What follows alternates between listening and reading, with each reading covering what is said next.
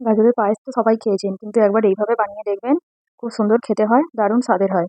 তো আমি এখানে বানিয়েছিলাম, এখানে আমি ৮-১০টা কাজু আর ৭-৮টা মতো বাদাম আমি গরম জলে ভিজিয়ে রেখেছিলাম। আর এখানে ২ চামচ গোবিন্দভোগ চাল ভিজিয়ে রেখেছিলাম। এই ৩টেকেই আমি মিক্সারে একটু মোটা, মোটা আকারে পিষে নেব। পেস্ট বানিয়ে রাখবো। এই যে পেস্ট হয়ে গেছে আমার, একটু মোটা, মোটা রেখেছি দেখুন। আর এখানে আমি ২ টো গাজর গ্রেট করে নিয়েছি। ওটা, আর এখানে আছে ৫০০ র একটু বেশি দুধ আছে এতে। এটার মধ্যে আমি ২ প্যাকেট গুঁড়ো দুধ দিয়ে আমি এটাকে মিক্স করে সাইডে রেখে দেবো। এবার একটা প্যান বসিয়ে প্যানের মধ্যে আমি ১ চামচ, বড় চামচের ১ চামচ ঘি দিয়ে দেবো। ঘি দিয়ে আমি গাজরটাকে একটু ভেজে নেব। একটু সফট হয়ে যাওয়া পর্যন্ত গাজরটা ভেজে নেব। নেওয়ার পরে আমি এর মধ্যে স্বাদ মতো মিষ্টি দিয়ে দেবো। মিষ্টিটা আপনারা আপনাদের স্বাদ মতন দেবেন। এই যে ভেজে নিয়েছি, এরপর আমি মিষ্টিটা দিয়ে দেবো।